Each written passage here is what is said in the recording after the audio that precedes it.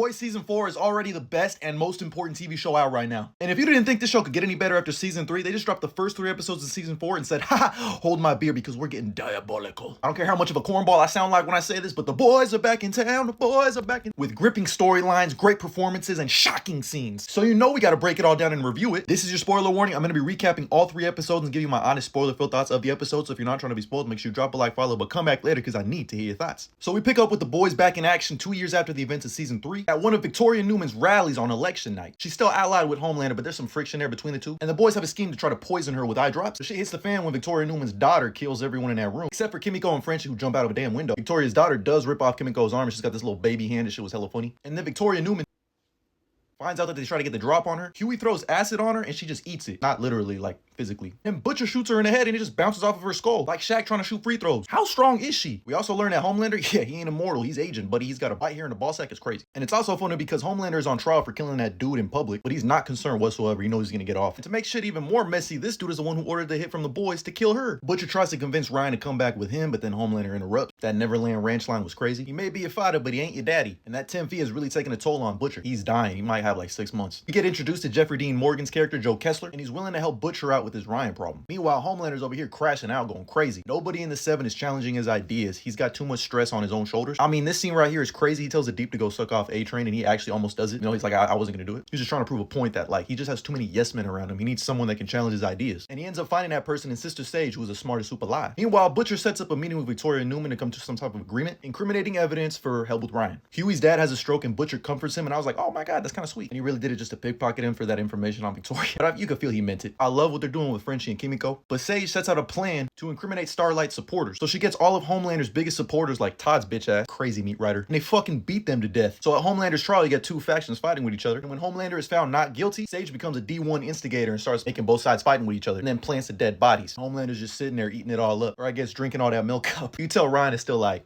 I mean, you're my dad, but like, you're weird type shit. Frenchie gets sober and starts up a relationship with Colin, while Huey's left feeling guilty about what happened to his dad. We learn that the Deep kept that octopus that he fucked, Ambrosius, and you'll never guess who's voicing her. It's crazy. The illustrious Tilda Swinton voices Ambrosius. Butcher doesn't go through with the deal with Victoria, and he's really crashing out because he's hallucinating Becca. And we start off episode 2 with a Will Ferrell cameo. He's playing like Sandra Bullock in The Blind Side for A-Train. And I'm not gonna hold you, this new Black Noir is kind of funny. He needs to shut the fuck up, but he'd be funny. Huey's mom returns and he's perplexed. Why is she kinda with his dad on life support in the background? It's crazy, Sammy. Kimiko is going to therapy and it's not going great. Well, these 2 fucking marketing goofballs try to brand Ryan as like the chosen one, like Anakin Skywalker, since he's the only natural born soup, and I want to call him homeboy. What are we doing? They're even planning to stage a scenario where Ryan saves a little girl. Or let's just say when Homelander pushes Ryan to push him away, he turns him into fucking gum. Ryan killed someone in broad daylight. Meanwhile, we pick up with A-Train trying to reconnect with his nephew. His brother Nathan is telling his nephews like he's not a hero, he's a fucking liar. Starlight and Huey were gonna confront A-Train. When they saw that, they decided better just let him go through it. And good thing they did, because A-Train, he's better have one of the greatest character arcs in history, because he gives them surveillance footage for those murdered Homelander supporters as a thank you for not interfering. We meet Firecracker, who's like an evil, super racist version of Jubilee, and Splinter, who's in love with her and has freaky ass powers. He's a 69 soup. He's like multiple man who pleasures himself human centipede style to this picture. Fucking crazy. I mean, just look at Kimiko and Frenchie's reaction. And Mother's Milk, he's had it up to here with Butcher as he beats the shit out of him and reminds him, I'm leading this shit now. Then we get a cool fight scene between the boys, Firecracker and Splinter, where they beat the shit out of him and then Firecracker dips. Meanwhile, Homelander tries to comfort Ryan by basically saying that humans ain't shit. Man up. And I got some milkshakes. Nice parenting. What are you, my therapist? Take a walk. Then in episode 3, they officially introduce Firecracker and Sister Sage as new members of the 7, and Ryan as the chosen one, while Butcher and Joe devise a plan to try to get Ryan one way or another, drugging him. Kinda crazy, kinda Diddy-ish. No Diddy. But yeah, Sister Sage, she's really her. She's like basically the new CEO. Ashley ain't got a job no more. She's just a mascot. Mother's Milk tells the boys that he's gonna try to turn A-Train on their side and try to help them out. And he meets with him and you can tell he's hesitant, but he also cares. I'm telling y'all, he's about to have the greatest character arc in history. I mean, how can you just not love Kimiko? I just love her so much.